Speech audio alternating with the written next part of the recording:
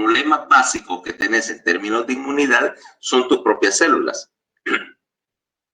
Porque acordate que si yo estoy expuesto a un montón de agentes que dañan ADN, ponele, si andas afuera, tener radiación ultravioleta en este país, la radiación ultravioleta es una cosa terrible.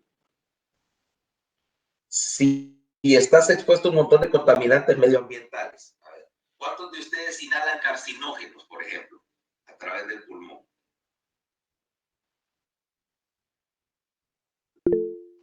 Todos, porque si necesariamente andas en la calle y andas tragando, qué sé yo, el humo del escape de los carros, está lleno de carcinógenos. Si no necesitas encender un cigarrillo para estar inhalando toda clase de venenos. Eso implica que si tenés aquella gran cantidad de agentes dañadores de ADN, eventualmente uno de esos hace que una célula se transforme y se vuelva una célula neoplásica. Entonces, donde tenés la necesidad de reconocer y destruir células neoplásicas antes, obviamente, de que se convierta en un problema. Lo mismo con la eliminación de cualquier tejido de desecho, o sea, células muertas que se eliminan todos los días y que es parte del trabajo del sistema inmune deshacerlo. O sea que básicamente acá tenés dos mecanismos, o más bien dos modalidades principales cuando hablamos de inmunidad. La primera es lo que llamamos inmunidad mediada por células, en la cual tenés, obviamente, tus células, tus líneas celulares destinadas a fagocitar. Uno es a fagocitar células dañadas. Dos, es el mecanismo de lo que vamos a llamar inmunidad humoral, en la cual tenés sustancias químicas que están diseñadas para destruir células no deseadas, ya sea mediante un sistema de anticuerpos, o sea, de una proteína especializada en unirse a una célula para marcarla e inactivarla de alguna manera. Y dos, mediante un sistema que se llama el sistema de complemento y el sistema de perforinas, que son proteínas que básicamente lo que hacen es perforar membranas celulares, o sea, destruir células, rompiendo la integridad de la membrana. ¿Okay? Y que al mismo tiempo, una vez que permitís que salga el contenido, también permitís, con este sistema de complemento, hacer poros que permiten inyectarle a la célula cualquier clase de enzima para destruirla. O sea, si la llenas de hoyo y luego inyectas algo que la destruye. Los dos mecanismos trabajan juntos, o sea, son parte de un sistema de inmunidad que utiliza los dos mecanismos para mantener limpio el sistema, y al mismo tiempo este sistema de inmunidad te está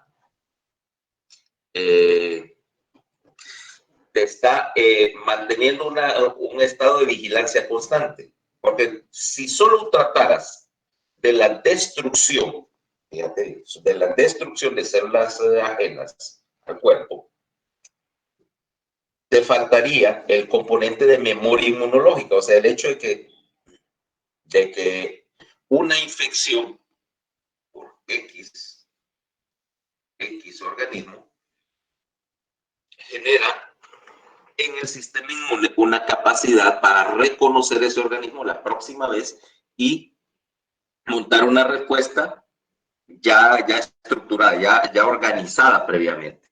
El principio básico de la existencia de las vacunas, o el hecho de que hay enfermedades como la varicela, que una vez que te dan y que obviamente la superaste, no puedes te puedes volver a infectar, pero no volvés a desarrollar enfermedad. Y vamos a entrar en ese detalle. Infectarse, aquí definamos entre infección y enfermedad infecciosa. Porque esencialmente yo me puedo infectar miles de veces con la misma bacteria. O sea, ¿cuántas veces estoy expuesto yo, qué sé yo, al virus de la gripe? Y ese virus de la gripe, obviamente, yo lo capto, vaya. Sin embargo, no me vuelve. De hecho, la gripe, por ejemplo, tu gripe típica, que es de hecho producida por un adenovirus, un coronavirus, me da una vez. Es decir, bueno, ¿cómo que me dan 7 gripes al año? Por diferentes virus, pero me la da por diferentes virus. El virus que me dio inmunidad generalmente no me vuelve a dar problemas. Mientras que, o sea, no me causa enfermedad. O el mecanismo inmune hace también que puede que te infectes, que te dé enfermedad, pero la enfermedad sea mucho menos severa. Que es el caso, por ejemplo, del tema de moda. Las vacunas contra el coronavirus no te previenen que agarres una infección por coronavirus. Lo que hacen es que previenen es que te dé la enfermedad en forma grave. ¿Okay? O sea, que te vayas a morir de una neumonía por una neumonía viral. Igual, por ejemplo, las vacunas contra la tuberculosis. A mí me vacunaron, igual que a vos, contra la tuberculosis de niño. O sea, todo el mundo, creo que todos ustedes tienen una cicatriz. ¿Qué brazo es? Una cicatriz en el brazo por acá. Por aquí está. Una cicatriz en el brazo de la vacunación contra la tuberculosis. Te tuvieron que vacunar de recién nacido. Son muy pocas excepciones.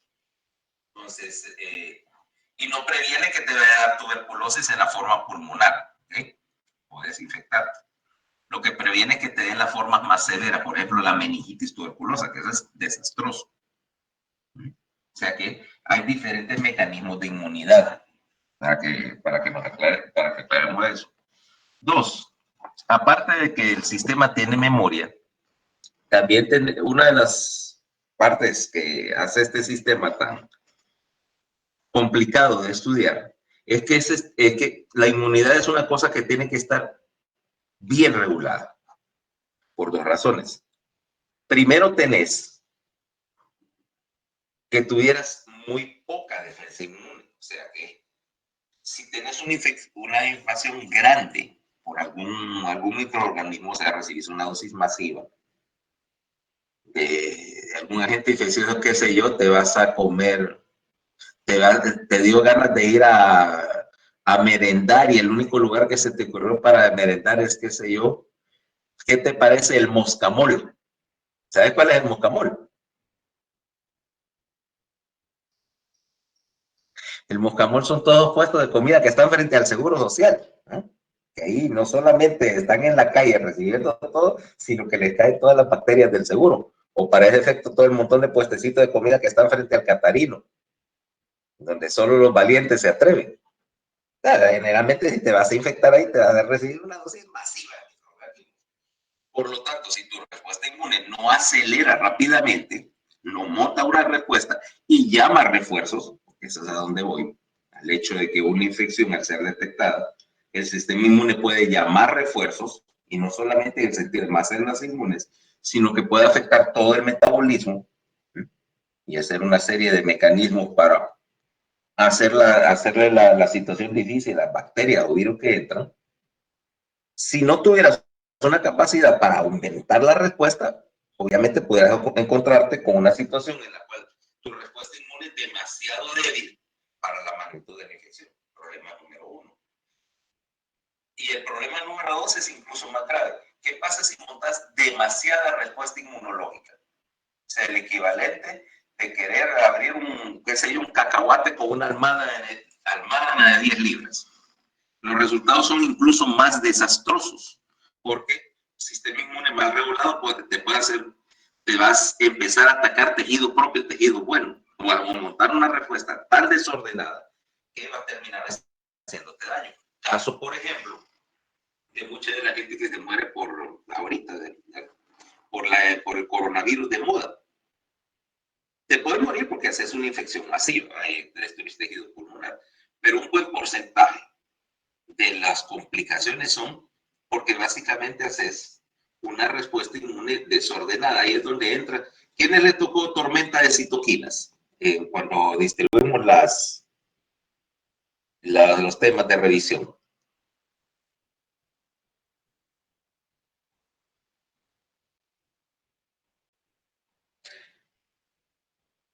¿Por qué? Porque precisamente ese tormenta citoquínica es uno de los mecanismos de inmunidad desordenada. Básicamente la respuesta es más grave que la misma enfermedad en este caso. Y eso es lo que vos querés prevenir. Okay, entonces va a haber una serie de mecanismos mediados básicamente por linfocitos que te sirven para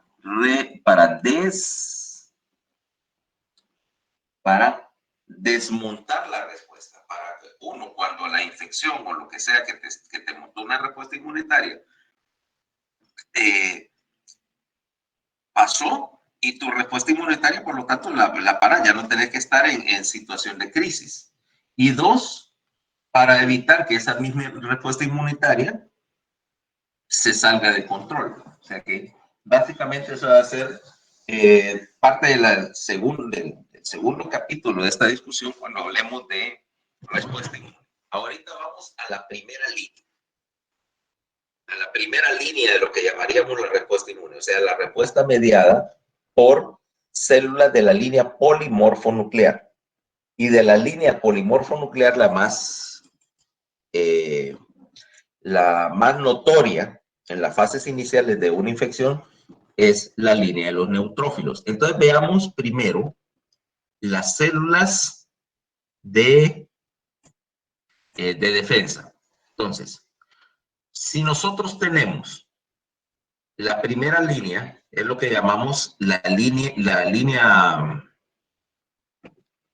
de célula medular, o sea, los leucocitos cuyo origen están en la médula ósea, que son ¿cuáles tipos? Esto es pura histología, solo estamos poniendo las cosas en perspectiva. Lo que llamamos la línea mieloide, que implica los polimorfonucleares, que van a venir en tres variedades: neutrófilos, eosinófilos y basófilos. Y el sistema de los monocitos. Los monocitos, que son células cuya diferencia histológica básicamente es que el núcleo no está segmentado, ¿ok? Y que son capaces de fusionarse. Un monocito es capaz de fusionarse con otro para hacer un tipo de macrófago gigante que es multinucleado, una célula más grande con capacidad obviamente de fagocitar más o organismos más grandes. Y este sistema de monocitos y macrófagos también va a tener un grupo de ellos que son capaces de salir a la circulación y luego alojarse en los tejidos. Y este sistema de monocitos o macrófagos es lo que vamos a encontrar dispersos por los tejidos, en particular justo debajo de las paredes de los vasos. Recuerden que que los leucocitos son capaces de atravesar la pared del vaso sanguíneo y que se van a organizar o adheridos a la pared del vaso o en los tejidos, lo que llamamos el sistema retículo endotelial o sistema de macrófago tisular.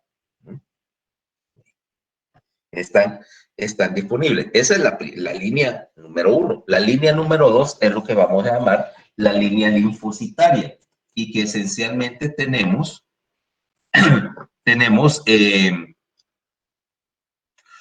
estas linfocitos que se originan en el tejido linfoide, ya sea en los ganglios linfáticos, que están dispersos por todo el cuerpo, no necesito, o no vamos a entrar aquí en su distribución. Y dos, se van a organizar en el timo, que es o se van a madurar en el timo, que es el otro gran órgano linfático, o en las placas de tejido linfoide que están debajo de la superficie de la mucosa intestinal, en particular en el área del apéndice y el ciego. Y estas áreas, tanto los ganglios linfáticos o las placas linfoides, son sitios donde los linfocitos están entrando en contacto con prácticamente todos los microorganismos que invaden. Y de cierta manera es un sitio de entrenamiento donde los linfocitos van a empezar a tener a desarrollar o a reconocer antígenos, fabricar anticuerpos y guardar ahí, por decirlo de alguna manera, la memoria del sistema. Entonces, empecemos por ver los leucocitos en la sangre periférica. A ver, si yo tomo una muestra de sangre, cualquiera de ustedes, voy a sacar una cuenta leucocitaria total. ¿Cuántos son los valores normales de la cuenta leucocitaria en sangre?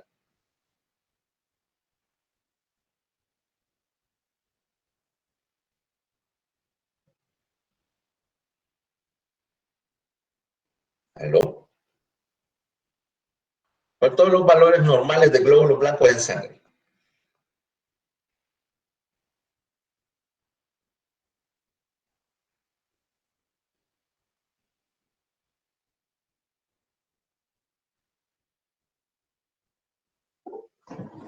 De 5 a 10, Esther sí, de 5 a 10,000 por microlitro, o sea, por milímetro cúbico. Esos son los valores normales. Y dicho sea de paso, bueno, Esther está contestando, pero para todos los demás, estos son valores que ustedes ya tienen que irse aprendiendo, como dije, de memoria.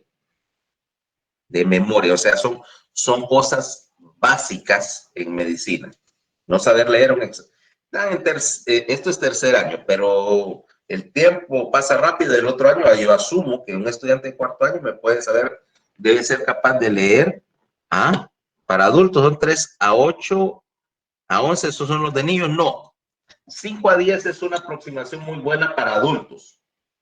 Para niños varía según la edad, o sea, van a ir incrementando desde el nacimiento.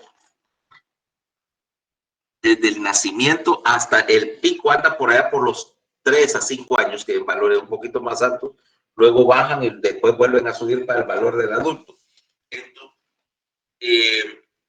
en tus textos, bueno, tus valores normales de laboratorio aparecen y en tus textos de pediatría. No vamos a entrar ahorita en ese detalle, porque eso de pediatría, una de las cosas que más te saca de quicio es que normalmente los valores para adultos, todo el mundo se los sabe. En pediatría uno llega y dice, no, pero hay que hacer una excepción porque es un niño pequeño y el valor cambia. Eso se adquiere un poquito más adelante con la práctica, pero sí, los valores de adultos son inexcusables, es inexcusable no tener idea de qué son. Ok, entonces tenés de 5 a 10,000 leucocitos en un paciente sano por milímetro cúbico.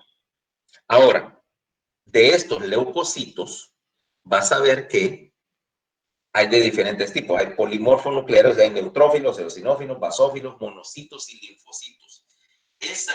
El porcentaje o la proporción de cada uno de ellos sobre la cuenta total es lo que llamamos la cuenta diferencial de leucocitos. Y alguien revisó, bueno, ahí sí tenés tus valores de laboratorio, me podrás decir cuáles son los valores, por ejemplo, para neutrófilos. Dice del 55 al 65% en la mayoría de los casos. Eso varía, ¿okay? Eso varía un poco a lo largo del día y en circunstancias normales, o sea, esos son promedios. De ahí, el otro componente que vas a tener son los linfocitos, que andan del 15 al 25% en la mayoría de los casos. Monocitos son poquitos, son menos del 10%, y de ahí eosinófilos y basófilos van a andar, basófilos del 2 al 4%, eosinófilos del 0.5 al 1.5%. Ahí te cambia un poquito según la tabla que leas, pero esos son los valores, más comunes, ¿ok? Quiere decir que esencialmente tenés un predominio de neutrófilos en sangre periférica normal, en ausencia de infección. Ahora, ¿de dónde salen estos neutrófilos o esta línea? Vamos a ponerlos acá. Vamos a buscarlo.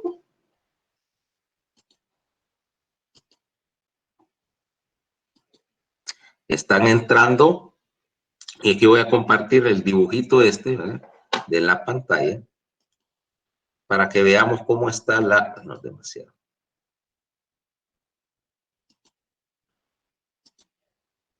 Ok.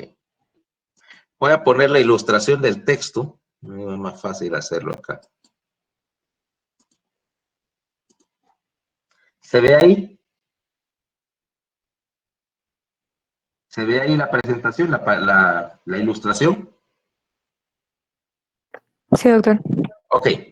Bueno, esa es la última parte de la línea de diferenciación. ¿Por qué? Empecemos por la columna de la izquierda que dice génesis de los mielocitos. Si se acuerdan, había una célula precursora pluripotencial, lo que hablamos lo que hablaba en el video que ya está en el canal. Esa célula pluripotencial es, por decirlo así, la madre de todas las células de la línea mieloide, o sea, de las células que están saliendo de la médula ósea. De la línea de esa pluripotencial vamos a tener tres series que salieron. La primera es la línea lo que llamamos la BFU-E, que es la unidad formadora de colonias de glóbulos rojos. Pero la otra línea es la unidad formadora de colonias de granulocitos en particular. Y esta unidad formadora de colonia de granulocitos va a madurar y se va a convertir en lo que llamamos el tronco de la serie, que es el mieloblasto. Los mieloblastos se diferencian de dos maneras. La primera es la línea de los polimorfos nucleares, de la cual se desprende rápidamente el megacariocito que me forma plaquetas. Ese no me interesa. Pero de ahí vas a ver que ¿cómo se llama? La célula número 2, el promielocito, se divide en tres familias. En la izquierda es lo que llamamos los metamielocitos, que me van a producir neutrófilos, y esos van a ser, si te das cuenta, al principio todas se ven igual, se ven redondas con un núcleo redondo y grande, pero prontamente, si vas para abajo en la línea, el núcleo se empieza a segmentar. Un momento.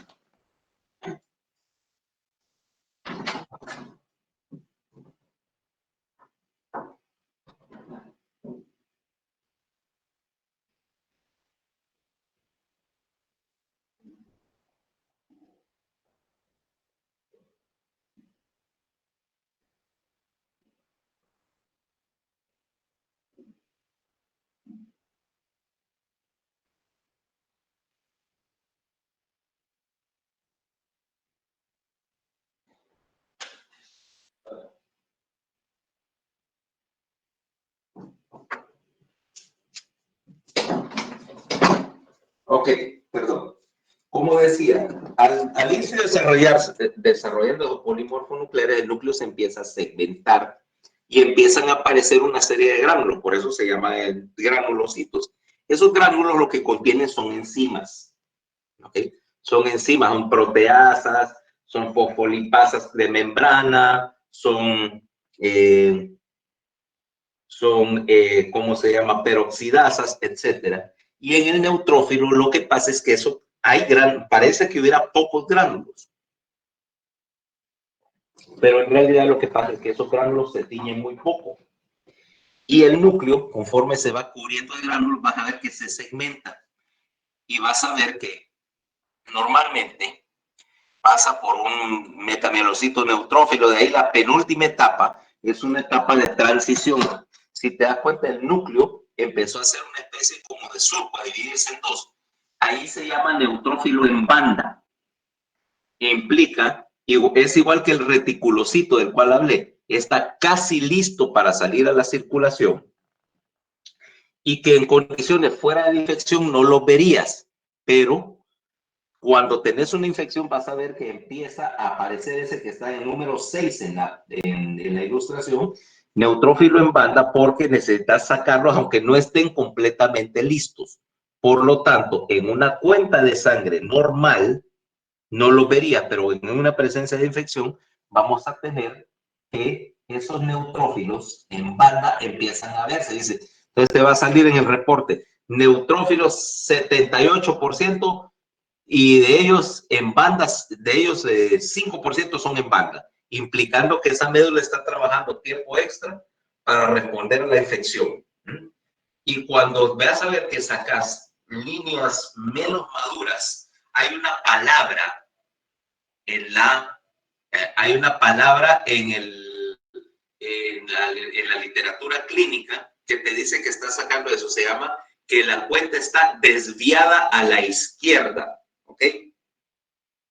Desviado a la izquierda aquí no tiene nada que ver con Mercelay y sus ideas políticas. Quiere decir que en el dibujo tradicional, en la carta tradicional, la forma más inmadura estaba en el lado izquierdo del dibujo. Entonces puedes decir desviado a la izquierda, explicando desviado hacia la inmadurez. Okay. Ahora, cualquier cosa que sea más inmadura que esos neutrófilos en banda o encallado, implica que hay algo muy serio pasando, una respuesta infecciosa totalmente salida de control o una leucemia. ¿Ok? Aquí cuando se altera esa línea es que empiezas a ver leucemias.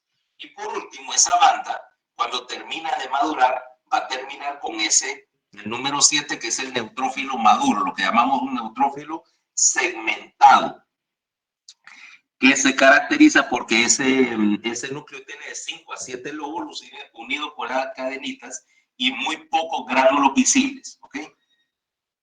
La segunda línea es la línea de medio, es la línea de los eosinófilos, es que empieza con un mielocito, pasa a un metamielocito eosinófilo y que empieza a desarrollar esos gránulos color rojo, que son básicamente mediadores inflamatorios, cosas como histamina, radiquinina, va a tener también anticuerpos, etcétera. ¿Y qué pasa? Y que el núcleo también se empieza a segmentar. Lo que pasa es que se segmenta menos que el neutrófilo. Entonces, la etapa final, que es el número 10, es un eosinófilo ya maduro. Núcleo con 3 a 5 lobulaciones y muchos granulitos de color rojo. Okay. Por último, a la derecha tenés el mielocito basófilo, que pasa por las mismas etapas de maduración y termina convertido en un basófilo. Normalmente tienen unos 3 lóbulos en el núcleo y aparte de ello muchos gránulos que tienen una coloración azulosa, o sea, se fijan en un color azul, ¿okay? Aquí en las tinciones, y que esos gránulos también contienen anticuerpos, mediadores, enzimas, un montón de cosas. ¿Okay? Esa es una línea, es lo que llamamos la línea de los polimorfonucleares, porque tienen núcleos que, como decíamos, en la forma madura, tienen segmentos, ¿ok? Son visibles así, que son varias agrupaciones, mientras que por línea de puntos caen a la línea monocítica. Esa línea monocítica, o el sistema de monocito macrófago, pasa por una etapa que es el equivalente del metamielocito, pero para los monocitos, y empieza a desarrollar por un tiempo ¿cómo se llama? Una segmentación del núcleo, pero en la forma madura. Miren que es redonda, el núcleo es redondo y tiene ese montón de gránulos que representan sitios de formación de ribosoma. ¿Okay? Por lo tanto, en el monocito circulante, ese monocito del número 16 es un monocito que está circulando en sangre periférica. ¿Okay? Ahora, como decíamos, una vez que completas esta maduración y soltás ¿cómo se llama? Soltás las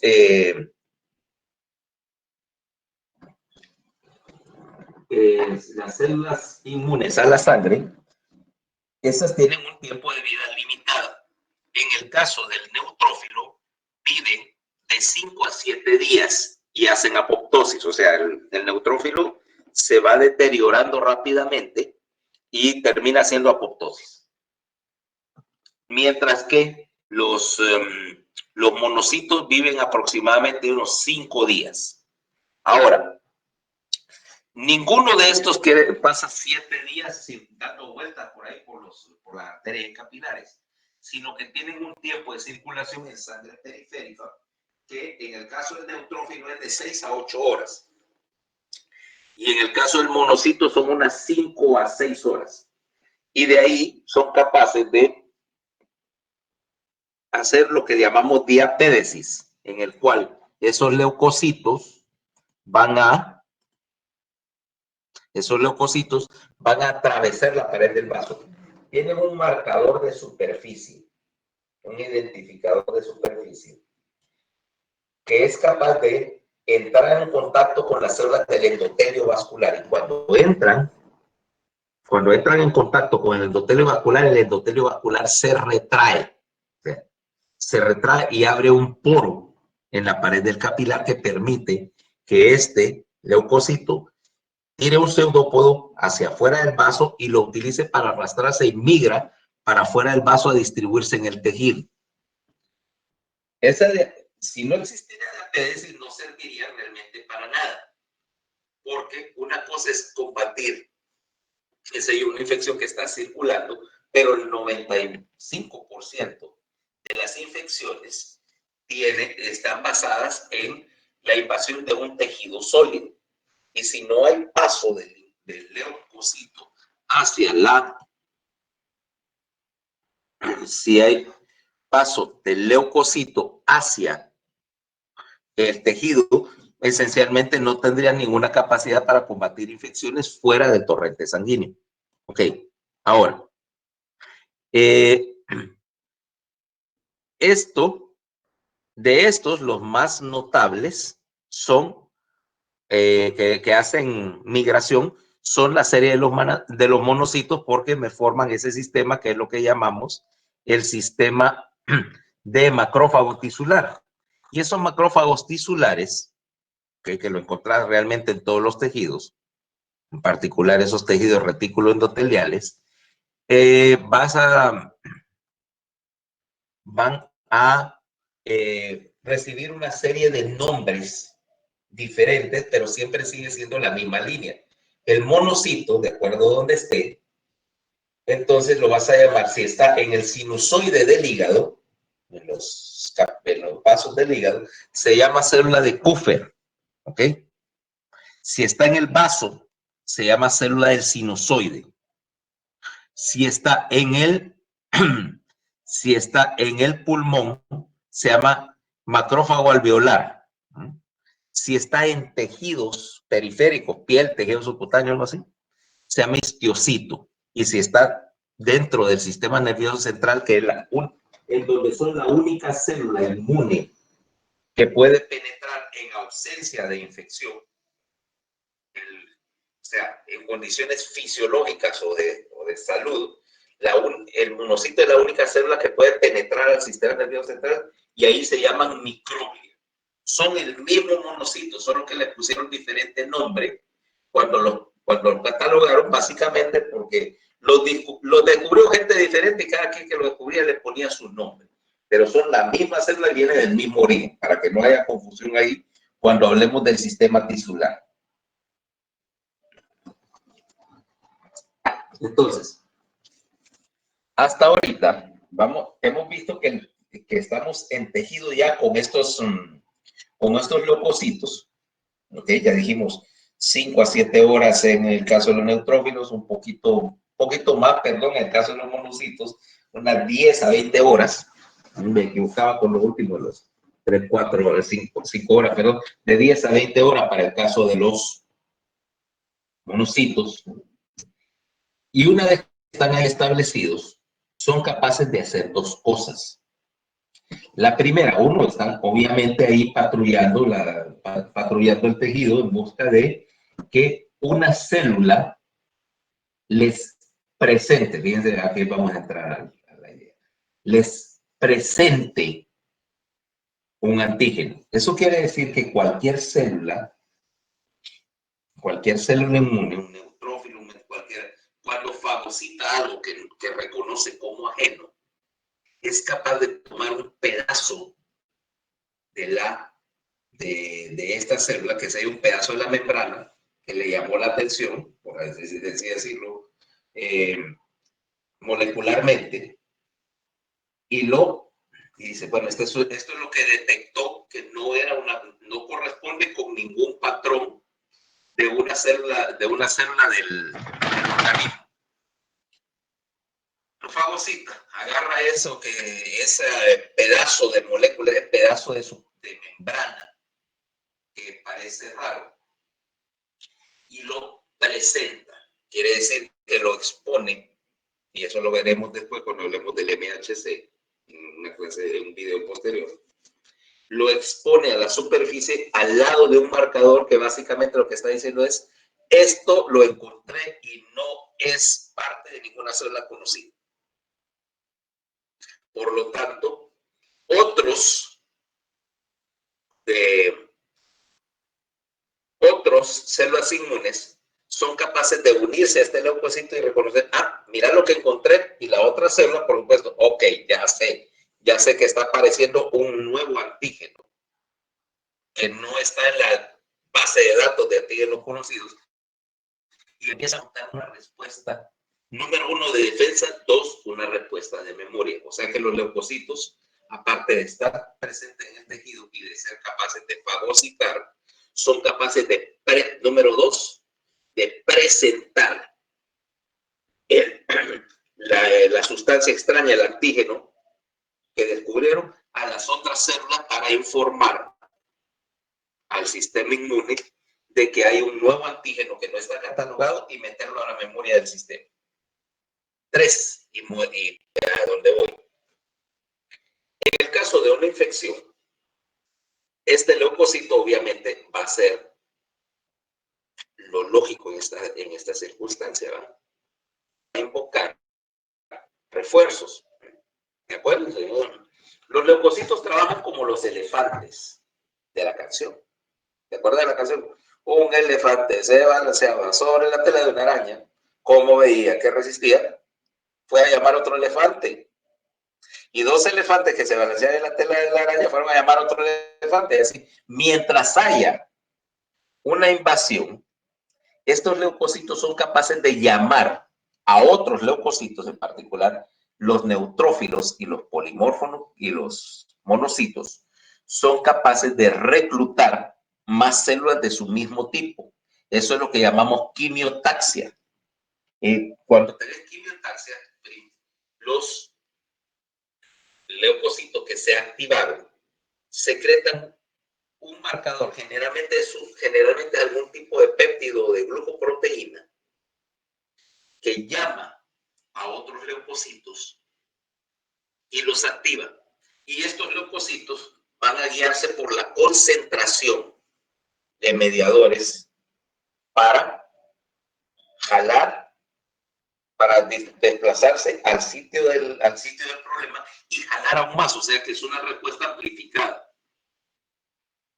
Aquí sí tenemos una retroalimentación positiva, por lo menos por un tiempo. Un leucocito llama a otro, ahora tenés 2 llamando y llaman a 2 más.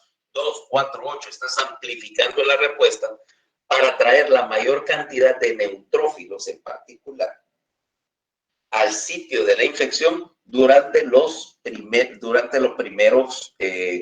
primeras horas o los primeros minutos de una infección. O sea que ya estamos viendo que aquí la defensa contra las infecciones es una respuesta que vamos a llamar una respuesta escalonada o una respuesta por fases. En la primera fase obviamente implicaba, como decíamos, teníamos un monocito o un polimorfo nuclear detectando la presencia, decíamos, del antígeno. Respuesta número 1. Fase número 1. En la segunda fase,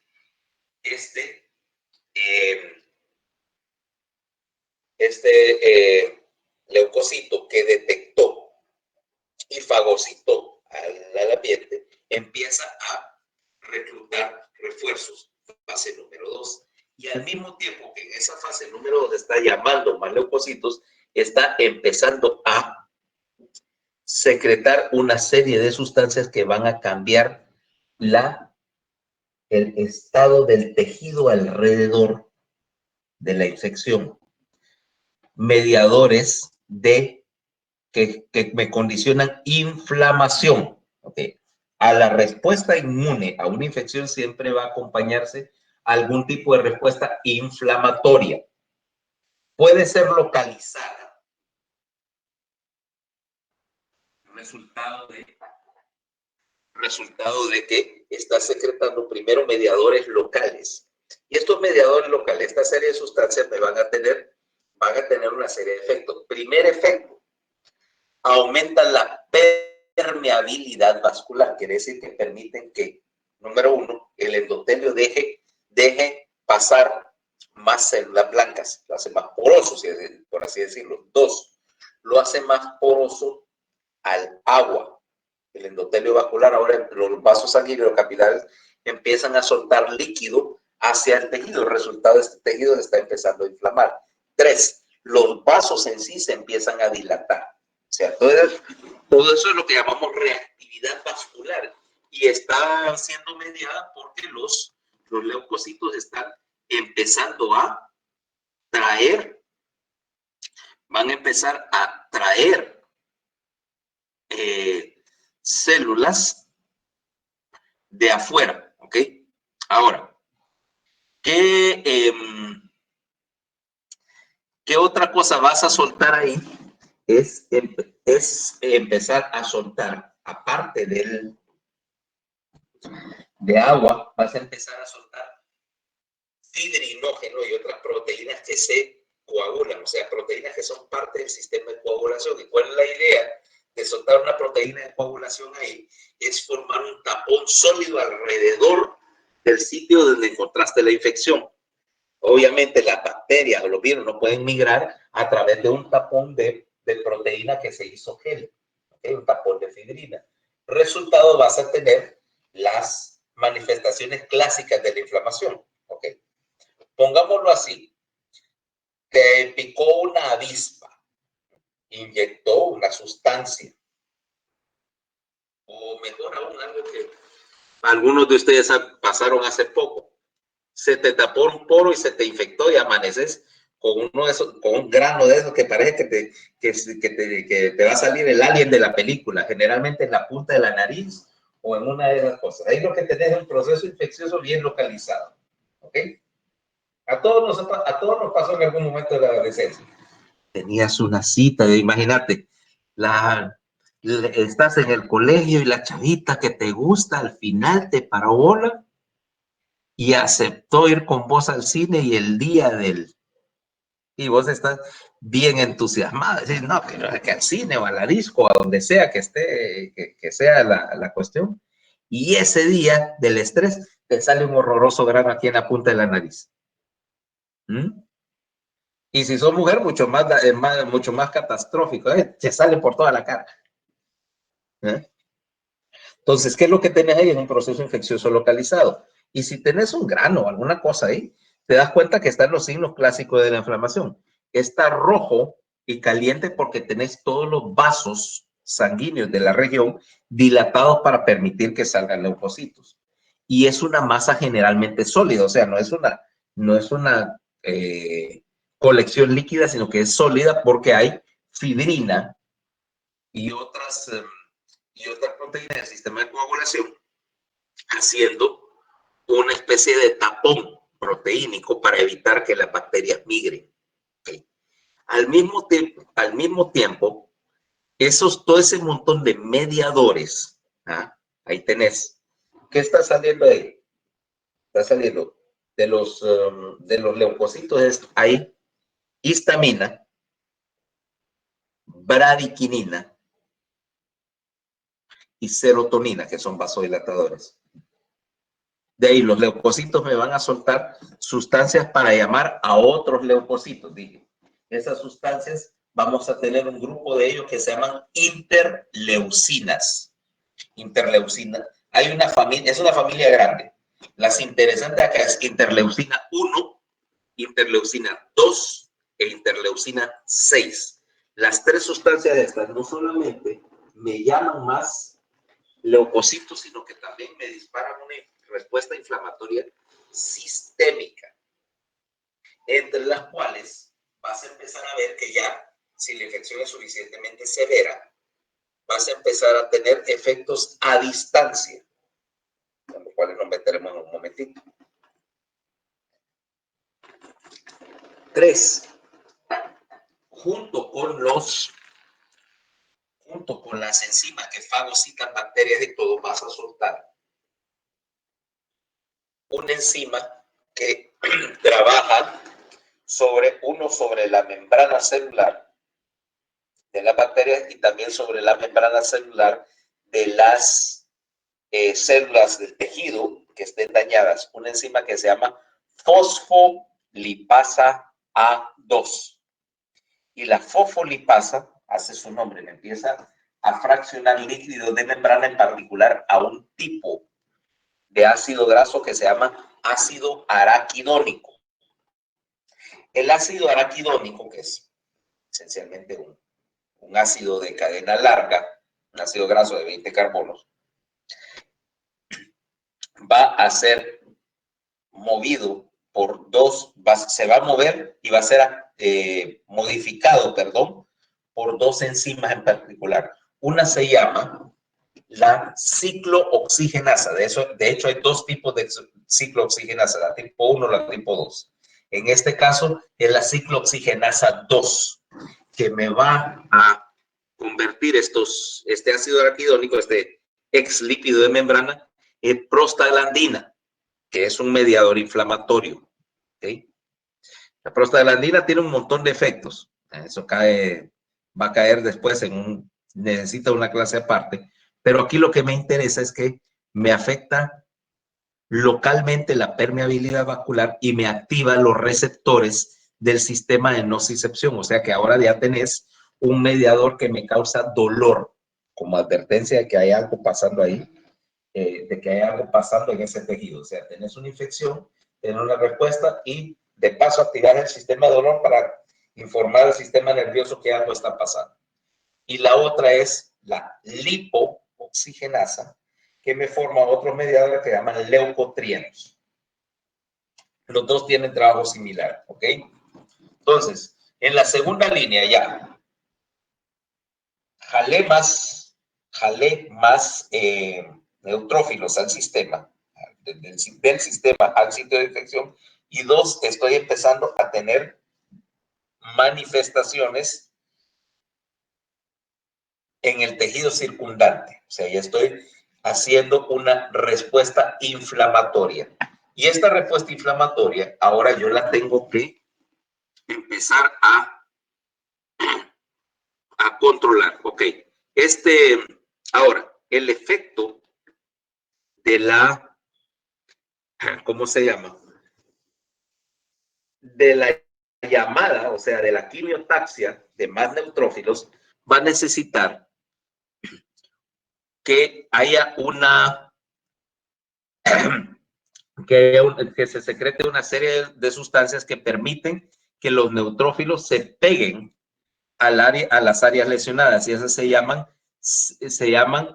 selectinas, porque en el neutrófilo hay una complementaria que se llama integrina. Entonces, los neutrófilos que estás llamando utilizan su integrina para adherirse a los vasos sanguíneos que están en el área dañada, a las células del tejido dañado, y montar una especie de valla de células inmunes alrededor de la infección. O sea, parte del proceso implica que vas a tener contención de la respuesta, contención de la infección. A mí no me interesa que las bacterias anden sueltas, las quiero poder rodear, o las rodeo con proteínas como la febrina, o las rodeo con neutrófilos. Entonces los neutrófilos empiezan a migrar cada vez más hacia el área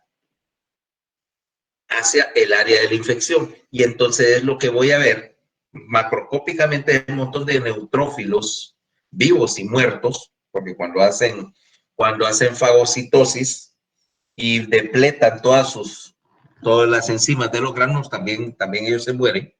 O sea, tener neutrófilos vivos y muertos, fibrina, líquido, etcétera, y empiezan a acumularse en el área de la lesión. Entonces, lo que yo veo básicamente, macroscópicamente, como secreción. O sea, estás viendo que se está formando algo así como una mezcla de suero y leucocitos, que normalmente llamaría que es pus. Es sencillamente la acumulación de células que están tratando de contener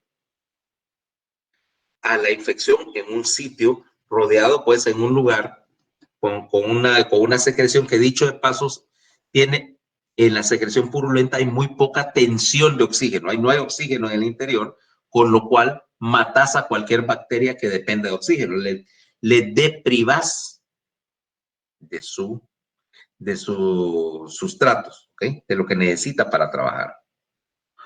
Pero la respuesta inflamatoria no solo es local, sino que vas a empezar a tener lo que llamamos la respuesta inflamatoria sistémica en esta segunda fase de la infección. Aquí, en esta segunda fase, los mediadores, y aquí tenés una lista de abreviaturas. Ya te dije, prostaglandinas en particular, prostaglandinas, hay dos que participan acá que se llaman E2 y F2 alfa. Vas a tener una proteína también que se llama TNF-alfa, factor de necrosis tumoral alfa. Tenés las interleucinas que ya te mencionaba, y L1 a 12, en particular la 1, la 6, la 2 y la 6, ¿okay? Que son mediadores sistémicos. Y todos estos no solamente están ahí en el tejido, sino que están saliendo a la circulación. Las interleucinas, en particular la interleucina 2, me va a reajustar el termostato hipotalámico en el núcleo posterior, igual de las prostaglandinas. Me reajustan el termostato y me aumentan el punto de ajuste de tal manera que ahora tu temperatura corporal central va a empezar a subir en respuesta a la infección. Resultado, ¿qué es lo que tendrías entonces si yo reajusto el termostato?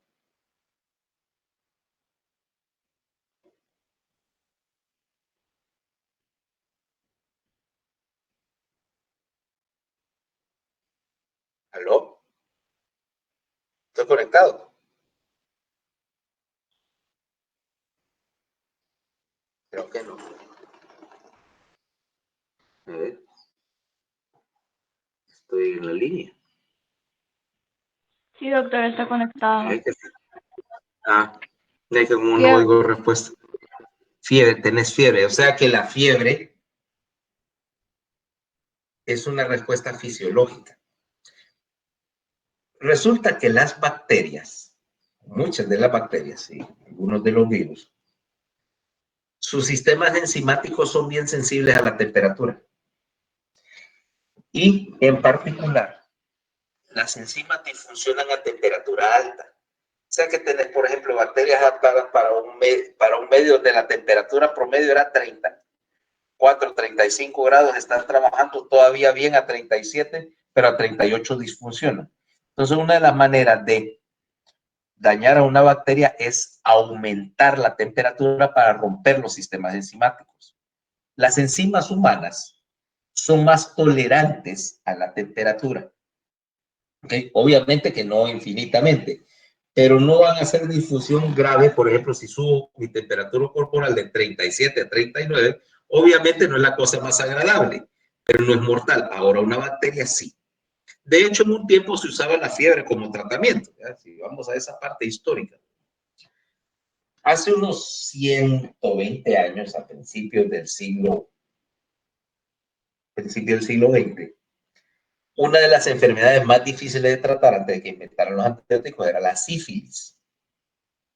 Entonces, por ahí un alemán, Jaureg, se dio cuenta que los pacientes que tenían sífilis y malaria a la vez, normalmente su sífilis se resolvía después de que tenían una crisis malárica. Tratada o no, más bien los no tratados les iba mejor, o sea que no podía ser la medicación para la malaria, no era la quinina lo que mataba la bacteria de la sífilis. Y se dio cuenta que generalmente ocurría cuando tenías tu crisis malárica, que tu fiebre sube como a 39.5 por un día, tener una crisis. Entonces le ocurrió que, si se le, que por qué no utilizar la fiebre como mecanismo de tratamiento, o sea, y hacía lo que se llamaba piretoterapia. Si yo llegaba al hospital con un caso de sífilis, me inyectaban el protozoo de la malaria, me infectaban a propósito con malaria para que me diera una perra fiebre. La fiebre, como dice literalmente, si te tragaste un gato, para deshacerte del gato, ahora trágate un perro, ¿va? Algo así. Entonces, la malaria genera una crisis de fiebre, se morían todas las espiroquetas de la sífilis y te quedabas solo con malaria. Yo me va a decir que gran cambio. La ventaja es que la malaria sí tiene tratamiento, sí tenía tratamiento conocido en aquel tiempo con quinina. La quinina se conoce desde el tiempo de la colonia española. Entonces, ok, ya. Después solo curabas la malaria dándole quinina y asunto resuelto. O sea que primera respuesta de las interleucinas o respuesta inflamatoria sistémica va a ser movilizar la temperatura para quemar a las bacterias, literalmente. Mecanismo número 2 de respuesta inflamatoria sistémica. Cuando se empecé a soltar toda esta serie de mediadores inflamatorios, también vas a reajustar el metabolismo. Todas estas interleucinas también afectan en el hipotálamo a los núcleos. ¿Qué pasa si, Carlos? Déjame ver, solo déjame hacer algo, solo por molestar, o más bien para que no deslumbre eso. El fondo molesta.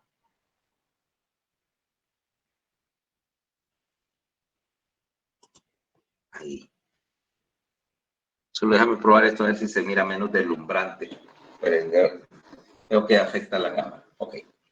Entonces, la segunda cosa que vas a hacer es que estas interleucinas me afectan al hipotálamo y empiezan a secretar cortisol. Cortisol es una hormona inflamatoria, una hormona suprarrenal, y el cortisol me va a hacer que primero empiece a soltar más neutrófilos. Cuando yo inyecto cortisol a la circulación, eso es una señal para que la médula ósea suelte más neutrófilos. 2, ese cortisol también me va a incrementar el metabolismo, me va a empezar a movilizar glucosa de las reservas hacia la periferia, porque necesito glucosa para mantener alimentados a todos los leucocitos y a todas las células de la respuesta inflamatoria. Me va a movilizar también proteína, o sea, aumentar la catálisis, la catabolia de proteínas, porque necesito aminoácidos para construir más anticuerpos. Y me va a, el cuarto efecto que necesita es, me va a, en general, a aumentar toda la actividad metabólica en términos de generación de energía. O sea, estoy montando una respuesta de emergencia. Por lo tanto, para recapitular, número 1, interleucina para provocar fiebre. 2, cortisol para generar una respuesta inflamatoria sistémica, para activar, una respuesta metabólica sistémica. 3, voy a empezar a secretar norepinefrina para lo mismo, aparte de la norepinefrina me aumenta la temperatura en cantidades suficientes. Y voy a empezar a producir una proteína transportadora llamada ferritina. La ferritina, de la cual ya hablamos en situaciones anteriores, si ustedes se recuerdan, captura hierro circulante, o sea, todo el hierro libre lo secuestra. Y me vas a decir, ¿por qué quiero yo secuestrar hierro? A ver, ¿alguien tiene una idea? ¿Por qué yo quiero secuestrar todo el hierro posible durante una infección? Porque quiero que no haya hierro suelto. Para que las bacterias no activen sus enzimas. Exactamente. para que las bacterias no lo puedan utilizar. Exactamente.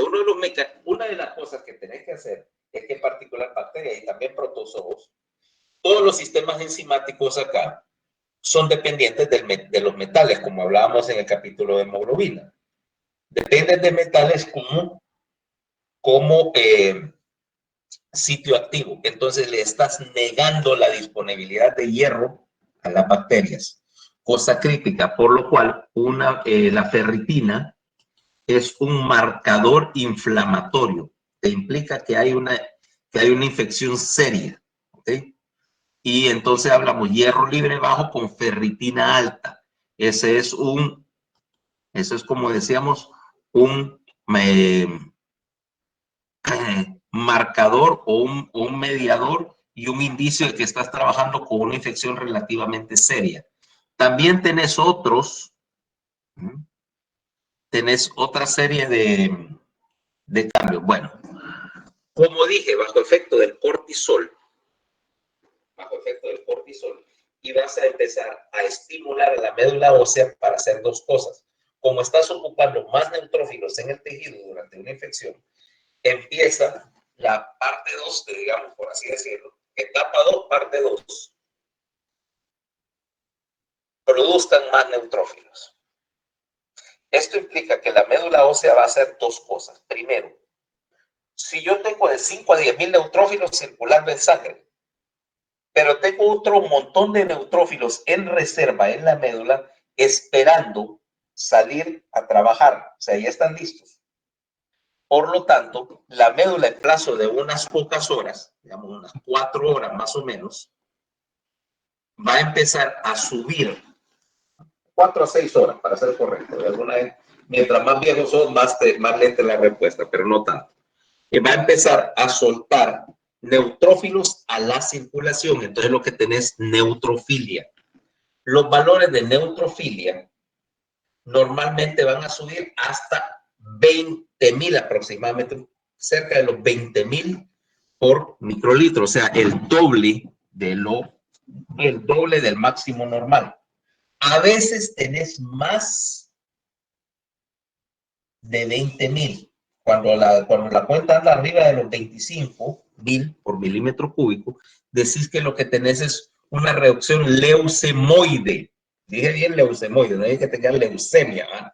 Sino que básicamente está soltando todos los glóbulos blancos que tenés, porque tenés una médula ósea súper estimulada, soltando todos los neutrófilos que haya disponibles. Y cuando tenés ese tipo de reacciones de grandes neutrofilias, es donde empieza tu desviación a la izquierda. O sea que no solamente estás soltando a lo que ya están maduros, sino que estás soltando a lo que está, bueno, este está 95% completo, suéltelo a la circulación. Entonces empiezas a ver formas en banda. Eso es lo que se llama neutrofilia con desviación a izquierda.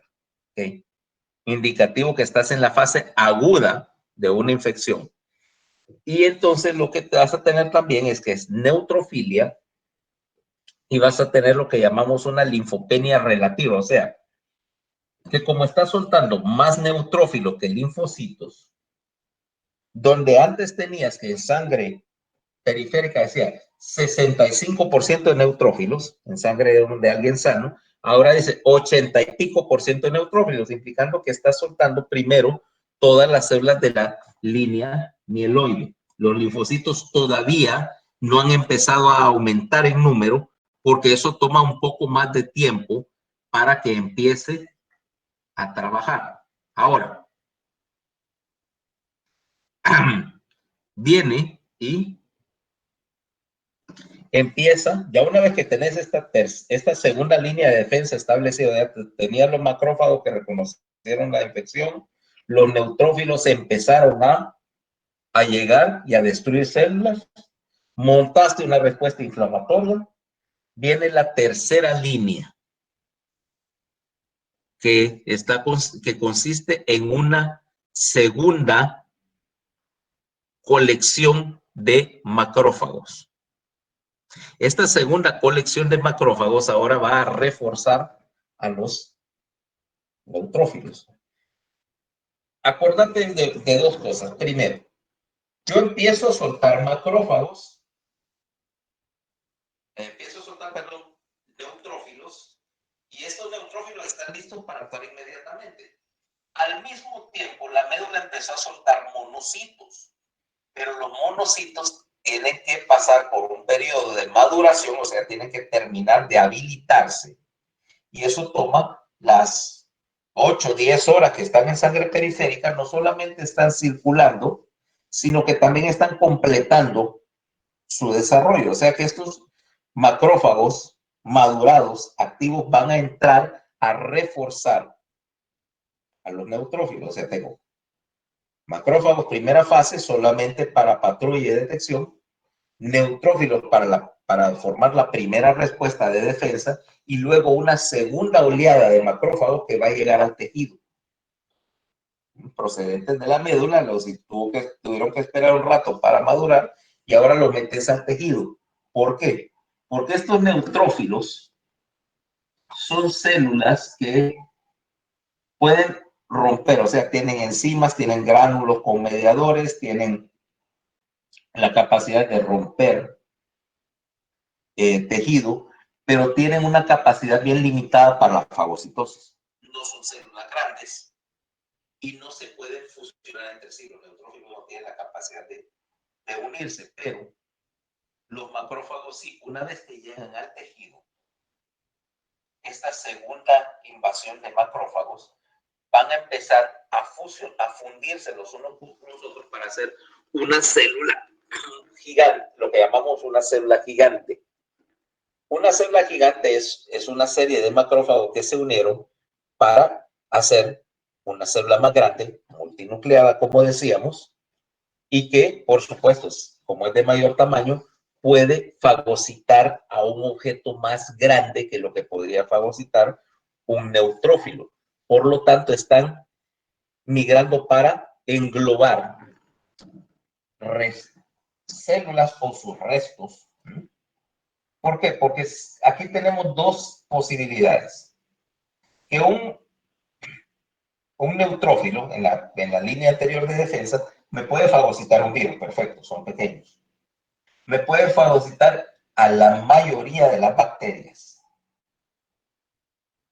porque también son pequeñas. Una bacteria mide una micra más o menos de largo y un neutrófilo mide unas 7 micras de diámetro, si me recuerdo bien de mi clase de histología. Pero si estuviera queriendo fagocitar un protozoo, por ejemplo, un protozoo grande, una ameba o algo así, es mucho más grande que un neutrófilo. La podría matar, pero todavía hay que deshacerse de ella. Entra la célula gigante y la engloba. Otra posibilidad es que se trate de una bacteria que el neutrófilo no le pueda hacer nada. Hay bacterias, por ejemplo, la de la tuberculosis, que su cubierta más externa está formada por lípidos de cadena larga. Básicamente es como que están cubiertas de una especie de cera. Y el neutrófilo no las ataca, o sea, no tiene posibilidad de perforar esa membrana. Pero el macrófago sí la puede fagocitar entera y guardarla en una vacuola fagocítica hasta que encuentre qué hacer. ¿Ok? Entonces, una vez, aparte, dijimos que estos macrófagos también van a fagocitar neutrófilos muertos. A decir, bueno, ¿por qué van a fagocitar neutrófilos? Porque un neutrófilo atacó a una bacteria o a un protozoo, descargó todos sus gránulos, hizo apoptosis. Ahora tengo una bacteria muerta que ya no es peligrosa, pero tengo un neutrófilo muerto del cual me tengo que deshacer. Entonces el macrófago está también barriendo células del tejido muerto, bacterias, cosas más grandes que el neutrófilo. Neutrófilo muerto, ahora estás haciendo una de las cosas importantes en la tercera etapa, que es limpiar todos los restos, limpiar todos los desechos que hay detrás de una infección, o sea, todo el tejido necrótico, porque ese tejido necrótico es un sitio muy bueno para que venga una segunda infección por un organismo oportunista. ¿Sí? El problema de las infecciones es que una vez que dejaron una gran destrucción a su paso, ese tejido destruido es el perfecto sitio para meter una segunda infección. Entonces tenés que limpiar. Ahí es donde viene la tercera línea de macrófagos, la tercera línea de defensa, que son la infección, la infusión tardía de macrófagos para empezar a limpiar. Por último, todavía vas a caer a una cuarta línea de defensa, una cuarta línea de respaldo, en términos de inmunidad mediada por células sanguíneas, que es que a todo esto ya han pasado unas 24 48 horas. Y se recuerdan de que habíamos hablado de que en la segunda línea de defensa, los linfos, los polimorfos nucleares habían hecho quimiotaxis y llamado a más macrófagos y a más neutrófilos, ¿sí? Eso era local, pero esa quimiotaxis también tiene un componente a distancia, en el cual básicamente estos neutrófilos envían un mediador a la médula ósea para incrementar la diferenciación de la línea que va de promielocito, metamielocito a neutrófilo. Y de la línea que va también de promielocito hasta, ¿cómo se llama? Hasta monocito.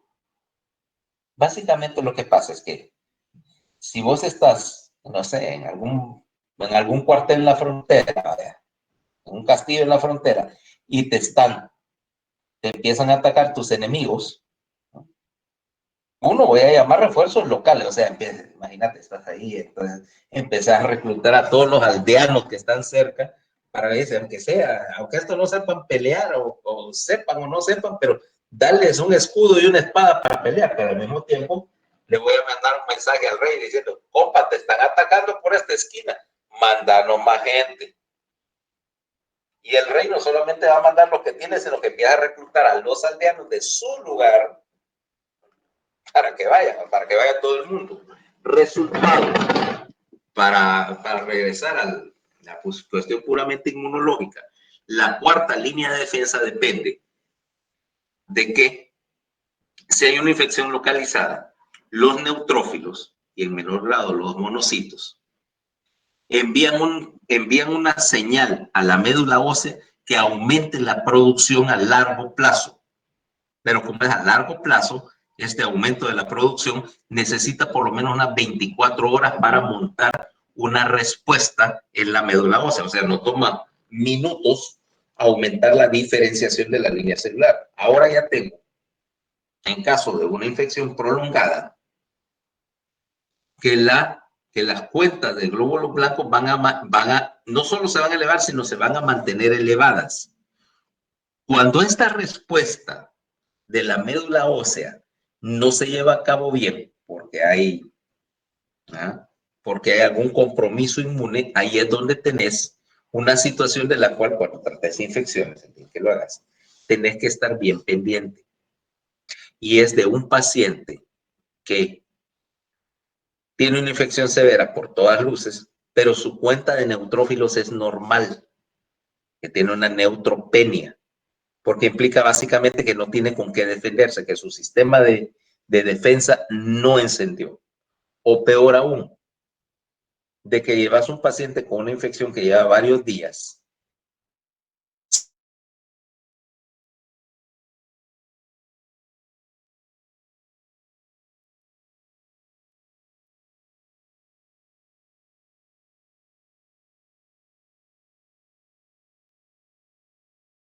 Cayendo, una neutropenia paradójica. Y cuando vos tenés que la cuarta línea, o sea, la línea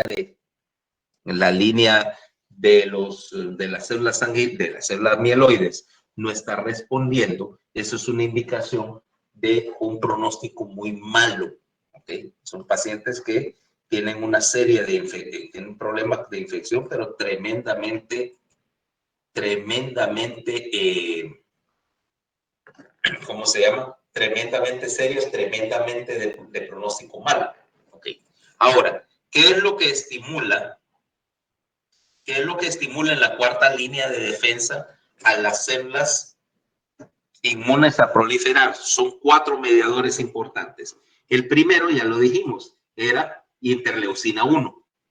El segundo era factor de necrosis tumoral alfa, TNF-alfa. ¿Okay?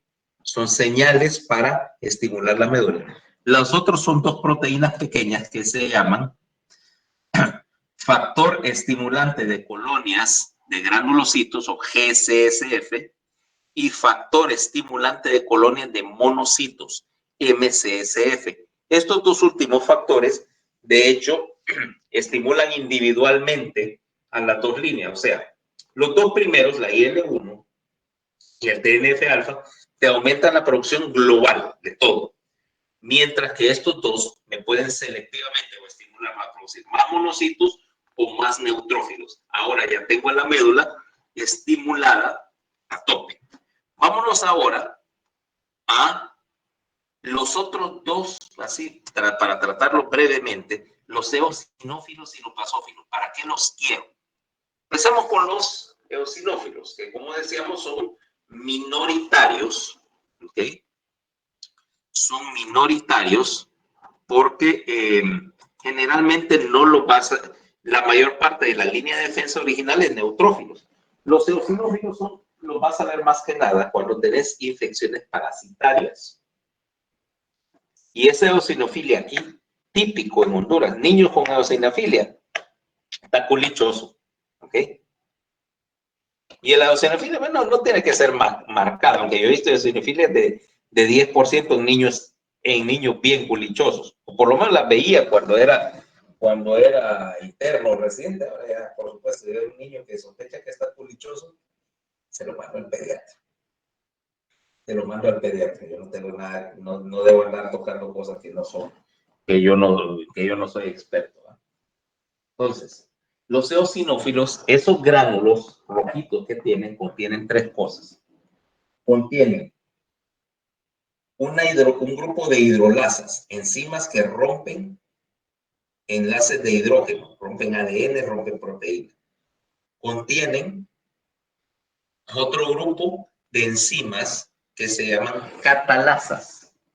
Las catalasas van a tomar peróxido de hidrógeno. Catalasa y peroxidasa agarra peróxido de hidrógeno que es formado por otra vía. Y en este caso, me lo van a descomponer y me van a soltar. Me lo van a descomponer en agua y un átomo de oxígeno. Pero ese átomo de oxígeno, además, es de una especie, una variante del átomo de oxígeno, en el cual básicamente le quitaste un electrón. O sea que tenés un radical libre de oxígeno. Una forma, de hecho, especialmente activada, en la cual, como le falta un electrón, este radical libre de oxígeno es violentamente reactivo. Violentamente reactivo quiere decir que básicamente se va a unir a casi cualquier molécula que sea capaz de aceptarlo y la va literalmente a oxidar, ¿ok? Con liberación de calor. Cuando un átomo de un radical de oxígeno libre se une a otra molécula, me provoca una variante oxidada que normalmente rompe un enlace para unirse y 2, me libera calor en el proceso. El resultado, estos eosinófilos son capaces de romper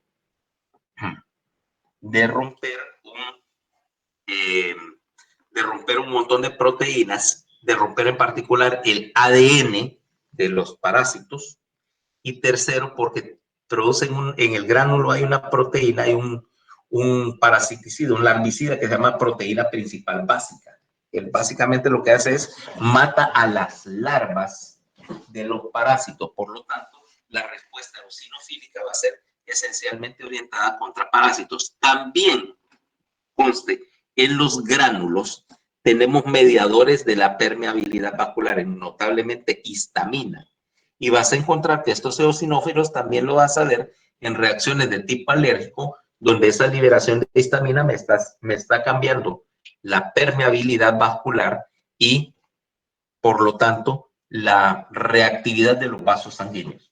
Por último, veamos aquí para terminar esta clase, son los basófilos, que son Los basófilos los vamos a tener en dos...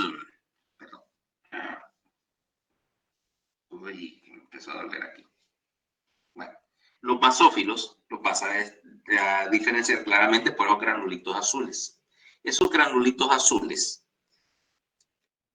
tienen histamina, bradiquinina, serotonina, los mediadores que me afectan toda la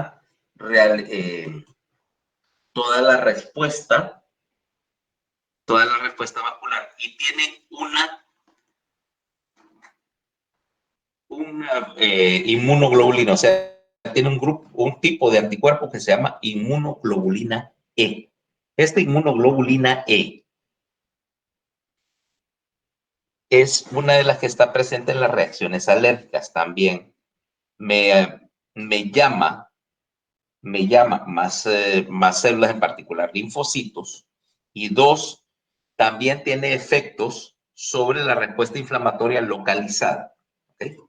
Ahora, estos, como digo, no son muy comúnmente vistos en una infección bacteriana típica. O lo ves, como es en el caso de los eosinófilos, en el caso de para las... Perdón, me molesta la cabeza aquí, creo que es el reflejo. Repito, los eosinófilos los van a ver en las infecciones parasitarias porque tienen esa capacidad de destruir organismos más complejos. ¿Okay?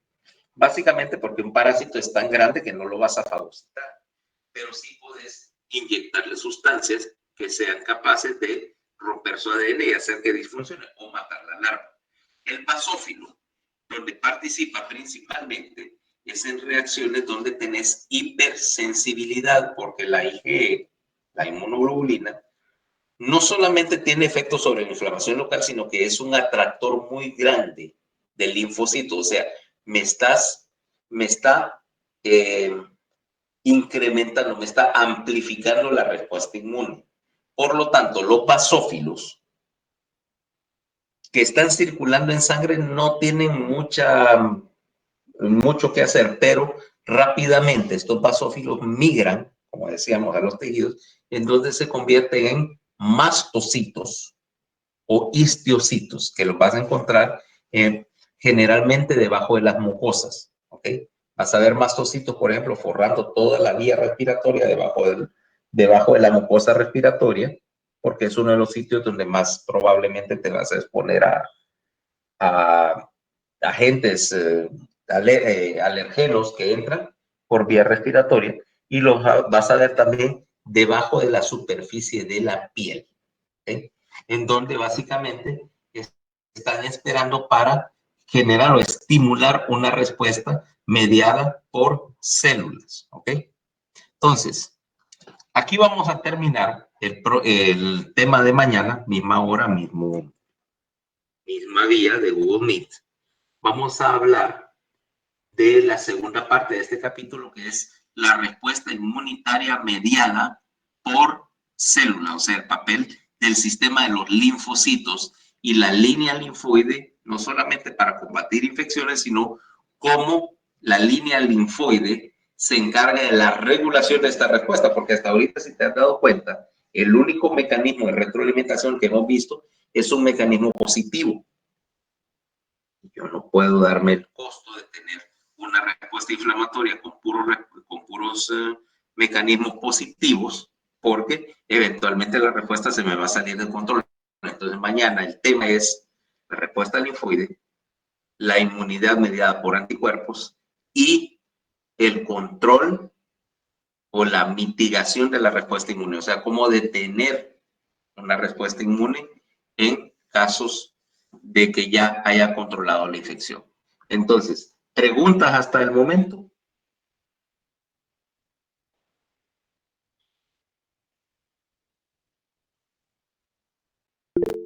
Creo que no. Okay.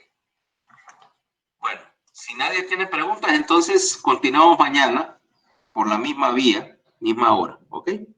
Hasta mañana, entonces. Bien, doctor. Okay. Adiós, doctor.